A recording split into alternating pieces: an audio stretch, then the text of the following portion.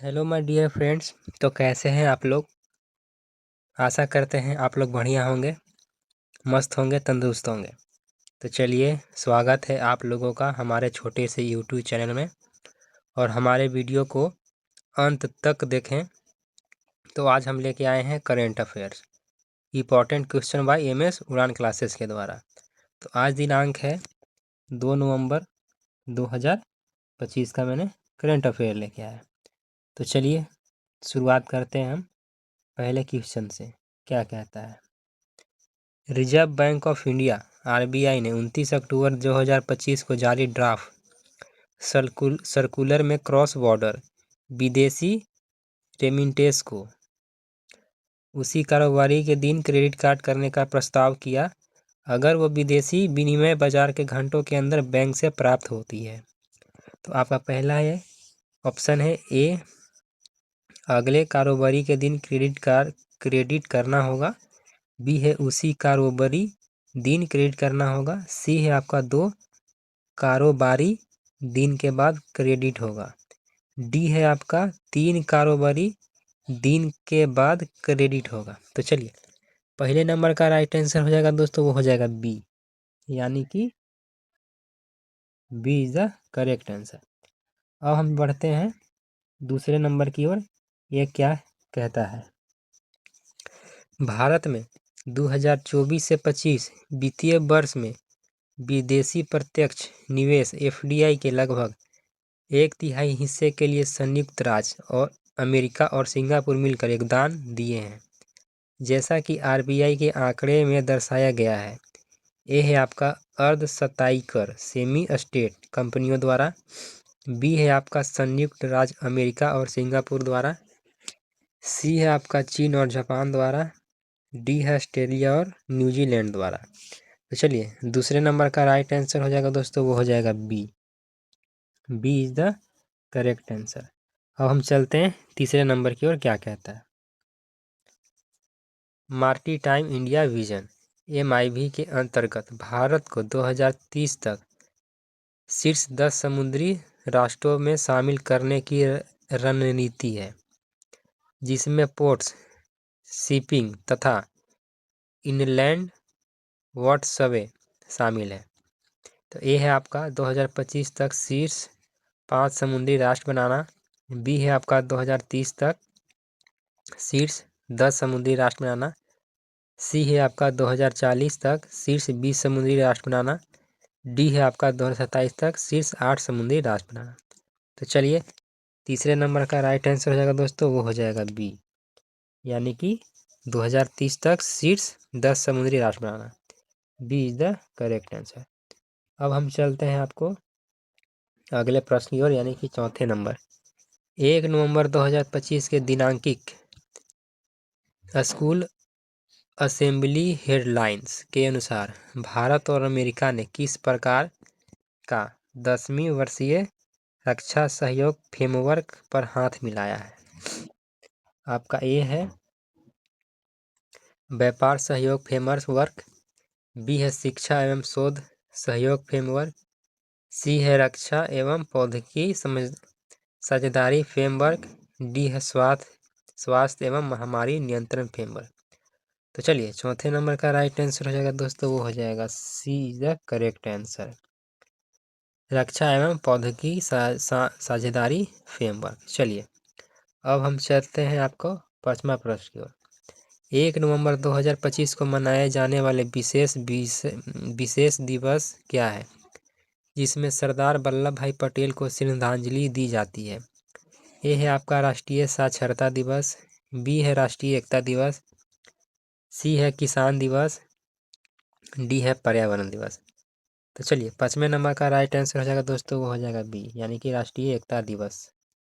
चलिए, अब हम चलते हैं अगले क्वेश्चन की ओर। क्या कहता है, ये रहा हमारा छठा प्रश्न। भारत में वित्तीय वर्ष 2024 से 25 में विदेशी प्रत्यक्ष निवेश एफडीआई का लगभग 1/3 हिस्सा किस किस देश समूह द्वारा मिला है। ए है आपका चीन और जापान। बी है संयुक्त राज्य अमेरिका और सिंगापुर। सी है ऑस्ट्रेलिया और न्यूजीलैंड। डी है रूस और यूके, यानी कि उत्तराखंड। तो चलिए, छठे नंबर का राइट आंसर हो जाएगा दोस्तों, वो हो जाएगा बी, यानी कि संयुक्त राज्य अमेरिका और सिंगापुर। चलिए अब हम चलते हैं 7वें नंबर की ओर। क्या कहता है, इंडिया मैरीटाइम वीक 2025 के दौरान भारत ने अपनी समुद्री दृष्टि के अंतर्गत किस वर्ष तक शीर्ष 10 समुद्री राष्ट्र बनाने का लक्ष्य रखा है? ए है आपका 2025, बी है 2030, सी है 2040, डी है 2027। तो चलिए 7वें नंबर का राइट आंसर हो जाएगा दोस्तों, वो हो जाएगा बी, यानी कि 2030 तक। चलिए अब हम आते हैं 8वें प्रश्न की ओर।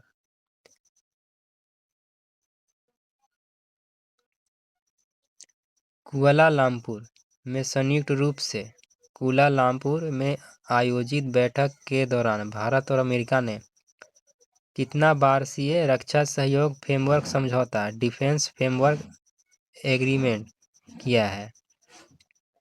ए है आपका 5 वर्ष, बी है 8 वर्ष, सी है 10 वर्ष, डी है 12 वर्ष। तो चलिए 8वें नंबर का राइट आंसर हो जाएगा दोस्तों, वो हो जाएगा सी। सी इज द करेक्ट आंसर, यानी कि 10 वर्ष। चलिए अब हम चलते हैं 9वें नंबर की ओर। भारत ने अपनी समुद्री विकास नीति के अंतर्गत बनाया गया मैरीटाइम इंडिया विजन 2030 कार्यक्रम किस वर्ष तक पूर्ण होने का लक्ष्य रखता है? ए है आपका 2025, बी है 2030, सी है 2040 और आपका डी है 2027। तो चलिए 9वें नंबर का राइट आंसर हो जाएगा दोस्तों, वो हो जाएगा बी, यानी कि 2030 तक। B is the correct answer. ये दोस्तों VVI क्वेश्चन, इसे आप कॉपी में नोट डाउन कर लेंगे। चलिए अब हम चलते हैं अगले नंबर, यानी कि 10वें प्रश्न की ओर। RBI के FLA फॉरेन लायबिलिटीज असिस्ट के अनुसार वित्तीय वर्ष 2024-25 में भारत में कुल FDI में से संयुक्त राज्य अमेरिका और सिंगापुर का योगदान लगभग कितना प्रतिशत रहा है? तो आपके ए है ऑप्शन लगभग 10%, बी है 20%, सी है 34%, डी है 50%। तो चलिए 10वें नंबर का राइट आंसर हो जाएगा दोस्तों, वो हो जाएगा सी, यानी कि 34%। चलिए अब हम चलते हैं 11वें नंबर की ओर। RBI के ड्राफ्ट सर्कुलर के अनुसार बैंक को अपने नॉस्ट्रो खाता नॉस्ट्रो अकाउंट की मिलान एवं पुष्टिकरण कितनी अधिकतम अंतराल पर करनी चाहिए? ए है आपका 60 मिनट, बी है 45 मिनट, सी है 30 मिनट, डी है 120 मिनट।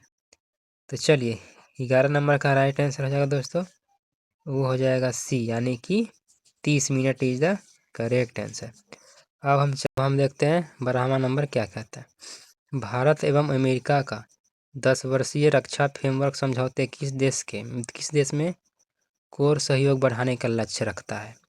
ए है आपका शिक्षा एवं शोध, बी है स्वास्थ्य एवं महामारी नियंत्रण, सी है रक्षा प्रौद्योगिकी समुद्र सुरक्षा सूचना एवं साझेदारी, डी है आपका पर्यावरण एवं क्लाइमेट परिवर्तन। तो चलिए 12 नंबर का राइट आंसर हो जाएगा दोस्तों, वो हो जाएगा सी इज द करेक्ट आंसर। चलिए अब हम चलते हैं 13वें नंबर की ओर। इंडिया मैरीटाइम वीक 2025 का आयोजन किस शहर में हुआ है? ए है आपका दिल्ली, बी है मुंबई, सी है कोलकाता, डी है चेन्नई। तो चलिए 13 नंबर का राइट आंसर हो जाएगा दोस्तों, वो हो जाएगा बी, यानी कि मुंबई। चलिए अब हम चलते हैं अगले नंबर, यानी कि 14वें नंबर की ओर। ये बेचारा क्या कहता है। RBI द्वारा जारी यह ड्राफ्ट सर्कुलर किन बैंकिंग संस्थाओं के लिए है? ए है आपका केवल सार्वजनिक क्षेत्रों के बैंकों के लिए, बी है सभी समवर्तित विनिमय निम्न बैंकिंग संख्याओं के लिए, सी है केवल विदेशी बैंक शाखाओं के लिए, डी है आपका केवल न्यूमनी बैंकिंग प्रणाली के लिए। तो चलिए 14 नंबर का राइट आंसर हो जाएगा दोस्तों, वो हो जाएगा बी, यानी कि सभी समवर्तीय विनिमय निम्न बैंकिंग संस्थाओं के लिए। चलिए अब हम चलते हैं 15वें नंबर की ओर। ये क्या कह रहा है। FLA सीनियर्स के कुल कितनी कंपनियां ने रिपोर्ट किया कि उन्हें इनवर्ड और आउटवर्ड डायरेक्ट इन्वेस्टमेंट है। आपका ए ऑप्शन है 45,702, बी है आपका 41,517, सी है आपका 33,637, डी है आपका 7,880। तो चलिए 15 नंबर का राइट आंसर हो जाएगा दोस्तों, वो हो जाएगा बी, यानी कि 41,517। चलिए अब हम चलते हैं अगले प्रश्न की ओर, यानी कि 16वां नंबर। इंडिया मैरीटाइम वीक 2025 के थीम क्या है? ए है आपका securing seas strengthening trade, B है आपका uniting oceans one maritime vision, C है आपका blue economy for all, D है आपका पोर्ट्स ऑफ प्रॉपर्टीज। तो चलिए 16 नंबर का राइट आंसर हो जाएगा दोस्तों, वो हो जाएगा B, uniting oceans one maritime vision. चलिए अब हम चलते हैं 17वें नंबर की ओर, क्या कह रहा है? आरबीआई के ड्राफ्ट में यह प्रस्ताव है कि जिन पेमेंट को बैंक को फॉरेक्स मार्केट घंटों के भीतर मिले उन्हें उसी दिन क्रेडिट करना चाहिए, जबकि बाद में प्राप्त पेमेंट को कब क्रेडिट करना चाहिए? ए है आपका उसी दिन, बी है अगले कारोबारी दिन, सी है आपका 2 कारोबारी दिन बाद, डी है आपका 3 कारोबारी दिन बाद। तो चलिए 17 नंबर का राइट आंसर हो जाएगा दोस्तों, वो हो जाएगा बी, यानी कि अगले कारोबारी दिन। चलिए अब हम चलते हैं 18वें नंबर की ओर। अमेरिका और सिंगापुर ने भारत में 2024 से 25 में कुल एफडीआई में लगभग कितना प्रतिशत का हिस्सेदारी ली है? ए है आपका 34.3%, बी है 30%, सी है 25%, डी है 40%। तो चलिए 18 नंबर का राइट आंसर है दोस्तों, वो हो जाएगा ए, यानी कि 34.3%। अब हम बढ़ते हैं 19वें नंबर की ओर। भारत ने 2024 से 25 में कितनी राशि के करीब कुल एफडीआई आकर्षित की है? जैसा आरबीआई एफएलए सीनियर्स ने दिखाया है। ए है लगभग 61 लाख करोड़, बी है लगभग 68.75 लाख करोड़, सी है आपका लगभग 50 लाख करोड़, डी है आपका 70 लाख करोड़। तो चलिए 19 नंबर का राइट आंसर है दोस्तों, वो हो जाएगा बी। अब हम चलते हैं 20वें प्रश्न की ओर, यह क्या कह रहा है? इंडिया यूएस 10 वर्षीय रक्षा फ्रेमवर्क समझौते पर हस्ताक्षर कब हुए थे? ए है आपका 29 अक्टूबर 2025, बी है आपका 30 अक्टूबर 2025, सी है 31 अक्टूबर 2025, डी है 1 नवंबर 2025। तो चलिए 20 नंबर का राइट आंसर है दोस्तों, वो हो जाएगा सी, यानी कि 31 अक्टूबर 2025। अब हम चलते हैं 21वें नंबर की ओर। इंडिया मारीटाइम वीक 2025 में कितने देशों ने भागीदारी की थी? ए है आपका लगभग 50 देश, बी है आपका लगभग 85 देश, सी है लगभग 100 देश, डी है लगभग 65 देश। तो चलिए 21 नंबर का राइट आंसर हो जाएगा दोस्तों, वो हो जाएगा बी, यानी कि लगभग 85 देश। चलिए अब हम चलते हैं 22वें नंबर की ओर, क्या कहता है? इंडिया मैरीटाइम वीक 2025 के दौरान किन प्रमुख क्षेत्रों पर ध्यान केंद्रित किया गया था? ये है आपका कृषि और ग्रामीण विकास, बी है पोर्ट नीतिगत विकास, शिप बिल्डिंग, जॉकी सिस्टम, स्किल या बिल्डिंग, सी है आपका स्वास्थ्य एवं डिजिटल हेल्थ, डी है शिक्षा एवं पर्यटन। तो चलिए 22 नंबर का राइट आंसर हो जाएगा दोस्तों, वो हो जाएगा B, is the correct answer. चलिए अब हम चलते हैं 23 नंबर की ओर, क्या कहता है? आरबीआई द्वारा प्रस्तावित ड्राफ्ट सर्कुलर के अनुसार बैंकों को लाभार्थी ग्राहक को इनवर्ट ट्रांजैक्शन प्राप्ति का सूचित करना कब करना चाहिए? ए है आपका अगले कारोबारी दिन, बी है धीरे धीरे दैनिक अंत में, सी है तुरंत ही प्राप्ति पर, डी है 1 सप्ताह के भीतर।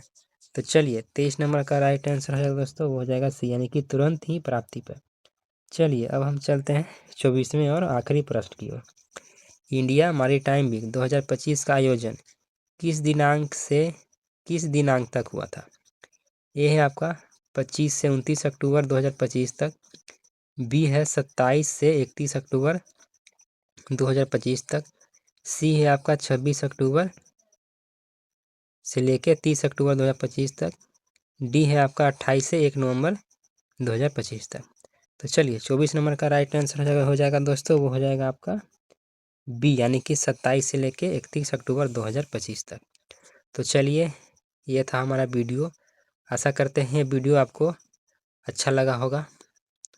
और भी वीडियो देखने के लिए हमारे पीछे वाले वीडियो देखें, करंट अफेयर, और हमारे चैनल को सब्सक्राइब करके ही जाएं, क्योंकि आप लोग को तो बहुत ही बड़े यूट्यूबर का वीडियो देखते होंगे, सब्सक्राइब कर देते होंगे, लाइक भी कर देते होंगे, शेयर भी करते होंगे। कम से एक छोटे भाई को भी आप सपोर्ट कीजिए, हमारे चैनल को सब्सक्राइब कीजिए, वीडियो को लाइक कीजिए और वीडियो को शेयर करना ना भूलिए, ज़्यादा से ज़्यादा दोस्तों को शेयर कीजिए। तो चलिए मिलते हैं फिर नेक्स्ट वीडियो में। तब तक के लिए जय माँ सरस्वती, जय श्री राम, जय हिंद, जय भारत।